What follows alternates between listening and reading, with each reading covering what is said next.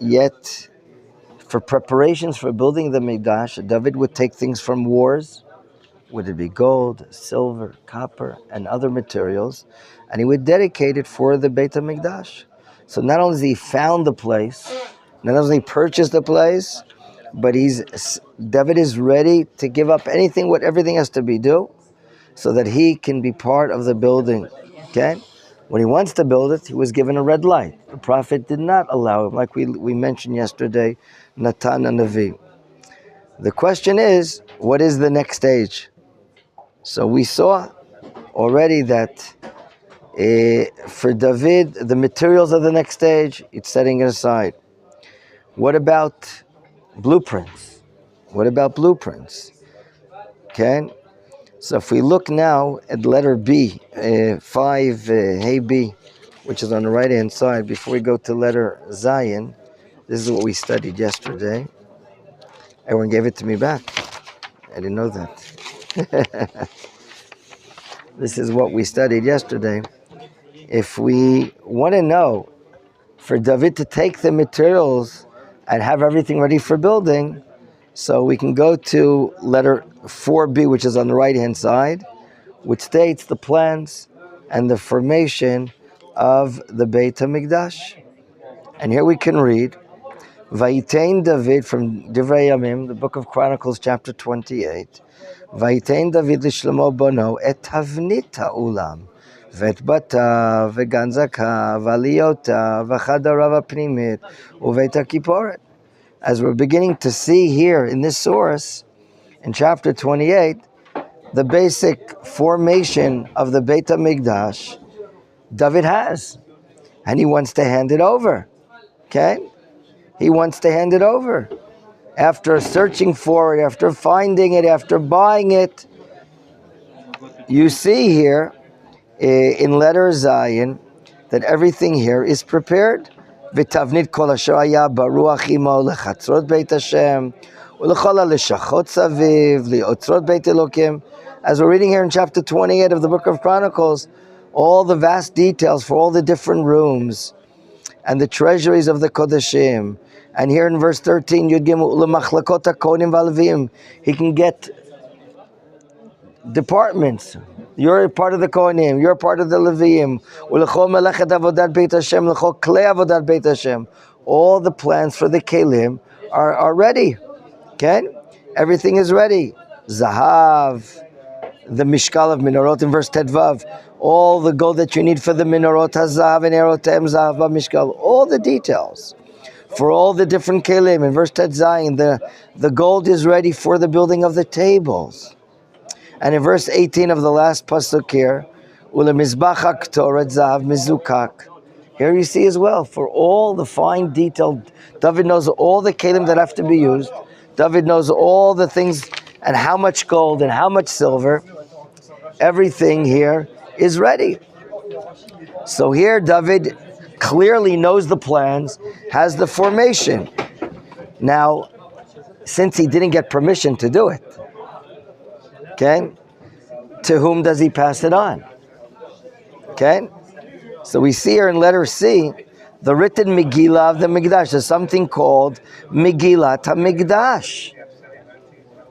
Okay, what is Megillat HaMikdash? Apparently there's been a written document with the blueprints of the building of the Beit HaMikdash that it's been handed from generation to generation. From all the prophets handed down. It wasn't publicized in the Tanakh. But here we see, in verse 19 of the same chapter of Perek 28, it says, Hakol bichtav. The plans are written down. Miyad Hashem alai. He's skilled. All the plans were handed down from the hand of Hashem, meaning to the prophets, and one prophet to the next prophet. His skill with Hatzlacha, meaning Kol melachot hatavnit. If this pasuk is not clear, go to the Radak's explanation down below. Okay? The Radak says, Rabbeinu David ben Kimchi, on this pasuk 19, Hakol bichtav miyad Hashem, Perush, it means Hine lecha hakol bichtav misudar. David is handing over everything written, complete plans, what we call in modern day English the blueprints of the building, what it details, how much materials. Okay? Hakol bichtav misudar. Kimoshehu miyad Hashem, from the hand of God. On what? Al kol milachot tavnit. All the planned out workings of the formations of the Beit HaMikdash, all the details are there. Why? The Radak says, Ki banivuah ne'emar la, Kimo shekatavnu al yad Shmuel haro'eh. So my dear friends, everything was really handed down. From whom did David receive it?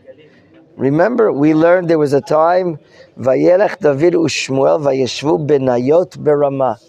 And the Talmud asked, what does Nayot have to do with Ramah? Rather, Shmuel was teaching David the architecture, the formation, all the different kelim, what is the measure of gold being used, and copper and silver and so on and so forth. Shmuel handed over, maybe that night, that week, they were dealing with Noyo Shalom, the beauty of the world, the greatness of the world, which is the Beit HaMikdash. So here we see, it's very clear, David HaMelech is handing over the what? Megillat HaMikdash. That was handed over from him, from all the prophets to the prophets, and finally to Shmuel, and Shmuel to David. And now, if David doesn't get permission to build it, it'll be his job to hand it over to his son. Because when he was told by Natan the prophet that he shall not build it, we're told that his son, who will be nicknamed Yedidiah, the friend of Hashem, he will be the one building it. Okay? So, if we stop here and say, well, David has so many parts of what is about to be built. Okay? Wow. He troubled himself. Mesirut nefesh. He devoted his life. He was willing to give up his life to build the Beit HaMikdash. He wanted to build it. He was stopped. But he doesn't stop. He keeps on gathering materials. Devotes it. Dedicates it. Okay? And the question is, that's a lot. Okay? Is Shlomo the one building everything? So we can find a very interesting source in letter, if we see letter Dalet, letter D. What does David build in fact? We find here a very interesting source from Shir HaShirim Rabbah, the Midrash Rabbah series on the book of Shir HaShirim. David bana et hayesodot. Wow. We didn't read about this in Sefer Melachim. You're right. The Torah, the Tanakh, is not a history book. Not everything has to be compiled in one Sefer. The Talmud Yerushalmi says, regarding how things are written in the Tanakh, Divrei Torah aniyim b'makom echad, v'ashirim b'makom acher. The words of Torah are as if impoverished, meaning as if they're lacking in one place, but they're complemented, they're completed in a different place. Here I think we can bring an example. We're not told that in Sefer Melachim that David builds, or Shmuel, David builds the foundations, but it says it here, quote, Vayakem David HaMelech araglav v'chulu, u'shlomo bana et ha'elyonot, bano baniti beit zvu lecha. Elyonot is what is above the foundations. What he established, al raglav, according to the Midrash Rabbah, he has built the foundation. So wow. And no building can exist, unless foundations are knocked into the ground a few meters, all depending upon the height of the building, of course. So David not only prepares, but he also builds. If we want to ask ourselves, who will get credit for the name of the building? Who will get credit? Ken? Question number 5 on the bottom of the page. Does King David get credit for building the Beit HaMikdash? Let's see the eyes of our sages. We know, we read about it in Shlomo. Shlomo built it. We read that Shlomo has an inauguration speech. We read that he collects the people together. In the upcoming chapters, in chapter 8 and 9, we read about that Shlomo's the builder. However, there's a very important principle.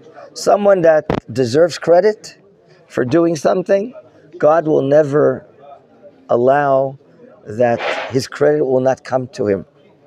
Ken, do you remember even the dogs? You remember the Egyptian dogs? They didn't bark, they didn't wet their tongues. When you see in the middle of the night or the early morning, there's a lot of movement of people, the dogs start howling. Oh, you know that you hear when someone walks all of a sudden in the middle of the night or early in the morning, the dogs are barking. But a miracle happened.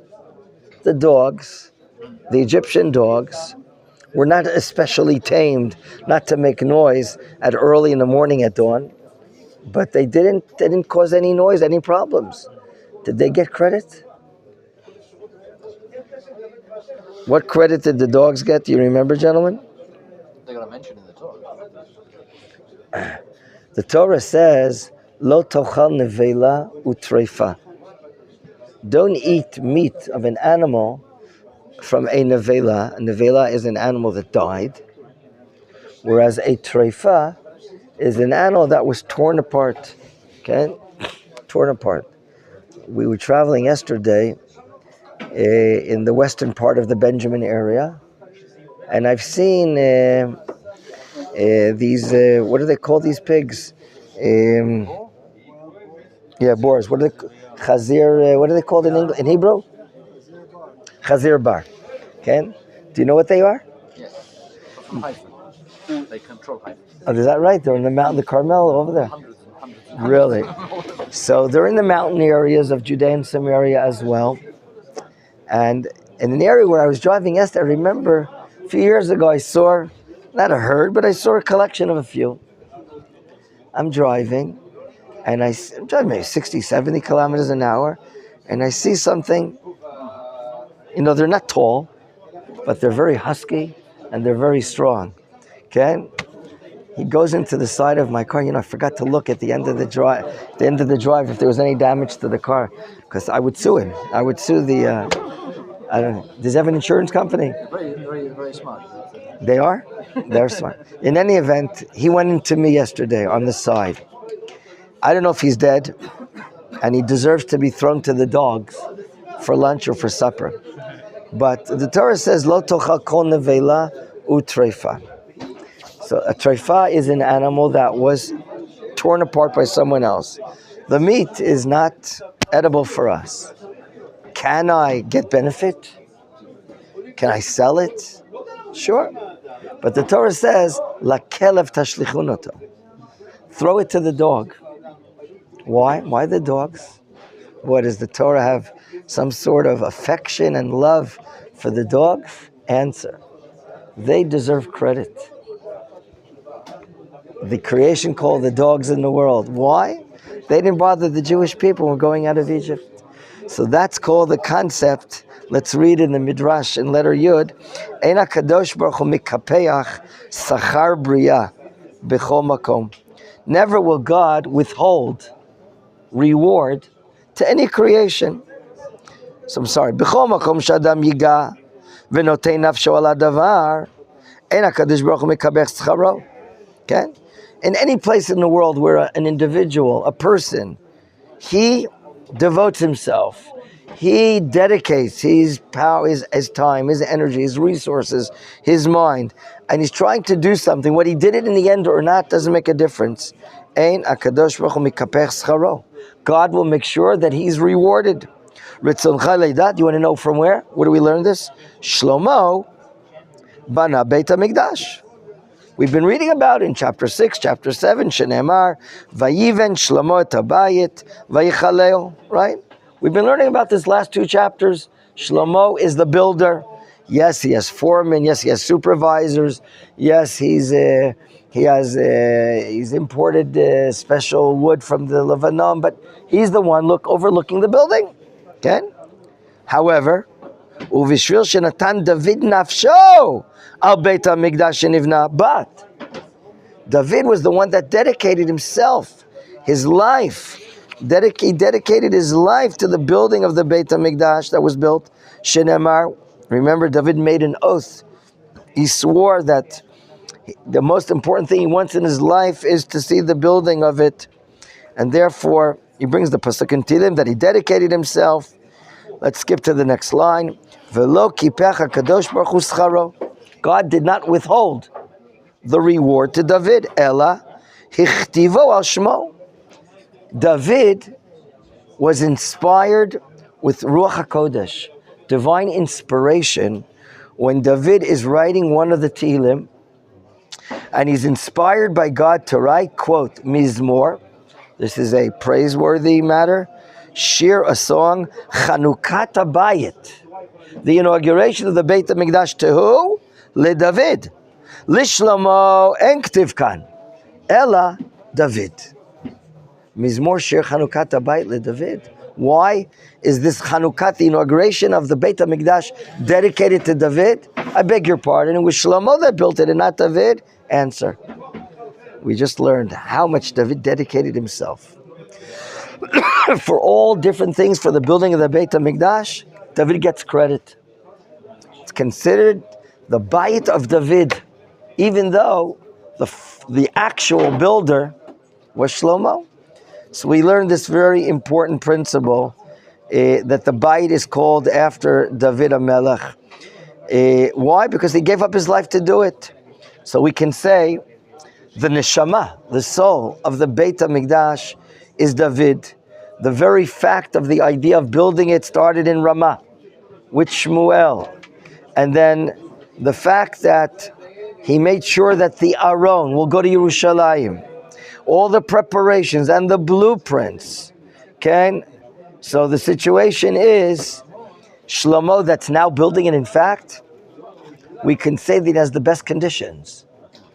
The best conditions, the best preparations are there, okay, for Shlomo. Okay, Rav Halevi that I heard the shore from, is basically explaining, from Rav Yitzchak Levi, that the situation is God doesn't allow David to build it, but David gives up his life to do everything and anything for the building of the Mikdash. Am Yisrael rises to a new level. There's national peace. There's international peace. There's economic provisions that the nation socially and economically and spiritually at such a high level. Now the time is ready. The period of this economic advance, and that now we're a powerhouse before the nations of the world, of all the borders of Israel, all the data that you put into the computer, economically, socially, internationally, in all different ways, all the conditions are now mature, ripe for Shlomo, who's coming after David. David that prepared this matter, it's now ready. I'm not saying it was handed to him on a golden platter. Sure, he had to work hard. How many years did it take him to build the Beit HaMikdash? 7 years. Okay? But everything is ready. So now we understand the part of David and the credit that he gets.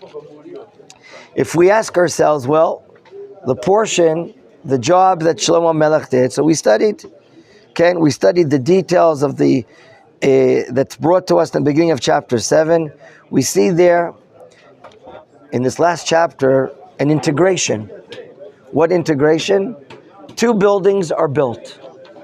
The house of the Beit HaMikdash, the house of God, and Beit HaMelech. Why are they integrated together in one pasuk or in one parak? A lot of the details are there. Beit Hashem and Beit HaMelech. Remember, for the Beit Hashem it took 7 years, and for the house of the king it took 13 years. And there we saw there are 2 opinions in Chazal. It could be that Shlomo was very quick, very energetic to build the Bayit of Hashem, where maybe he wasn't so much for his own house. Or it could be negatively. Shlomo put so much time to every detail in the building of his own palace, his own house. For that, it took 13 years, right? It took 13 years. So there are 2 ways of looking at. Maybe you have to keep adding rooms for his new wives. For the many wives. You know, we're going to be learning now about this matter.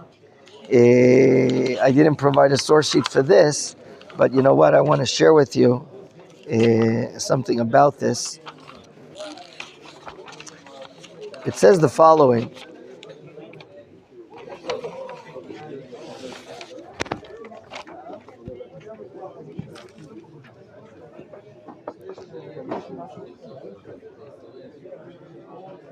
No, I don't want to bring that part. Ken.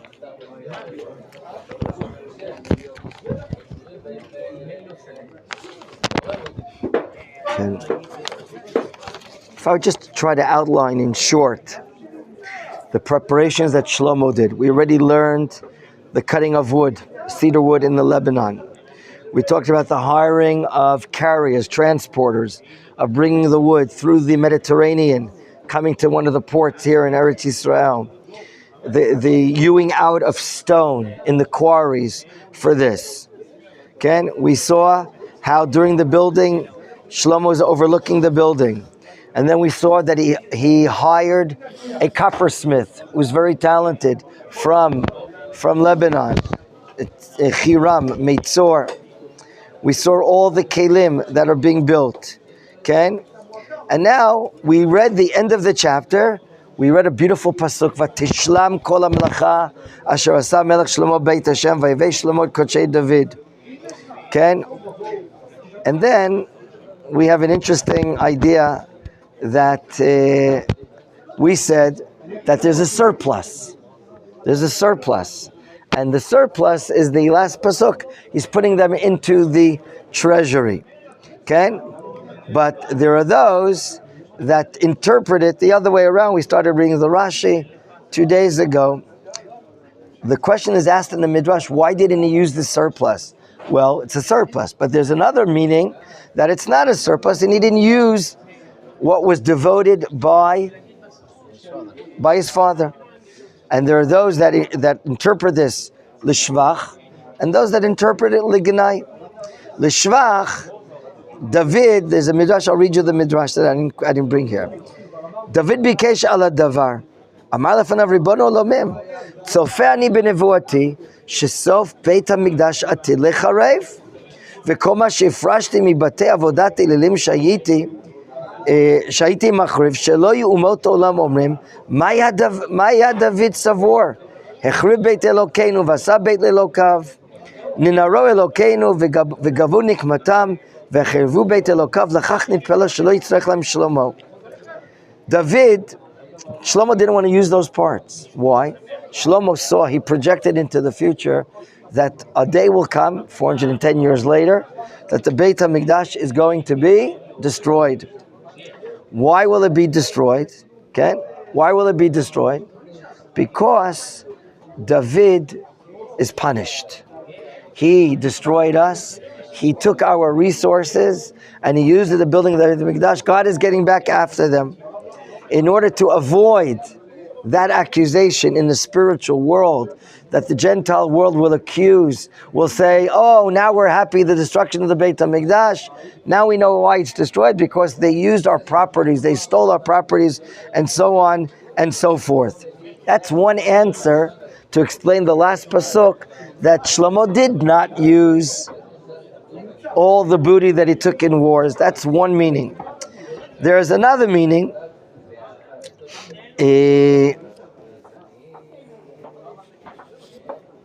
Okay.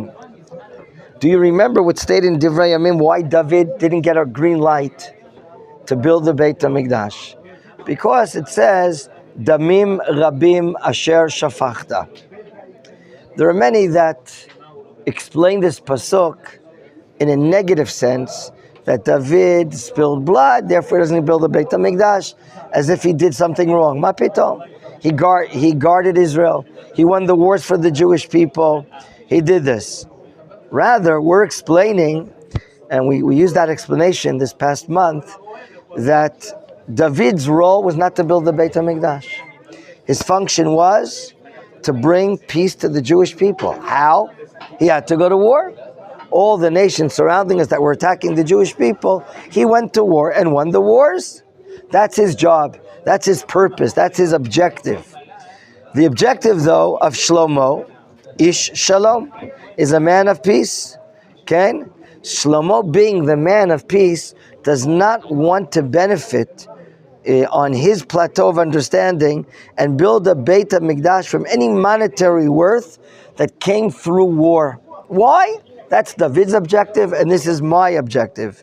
In other words, Shlomo waited to have enough materials, perhaps, that he did not have to use. This is an entirely different explanation, of course, that he didn't have to use from David's matters, and by doing so, he's not making a mix or a salad. This Beit HaMikdash has to be built of materials that represent shalom and don't have to represent war. It's not something negative, it's just that was David's role and function, and this now is my role and function. That's one of the understandings that we can understand here regarding this matter. What I want to do, the next part, B'ezrat Hashem, is a little more attention regarding the Aron HaKodesh, but that we'll do tomorrow, B'ezrat Hashem, or next time we're studying. Chazak ve'ematz.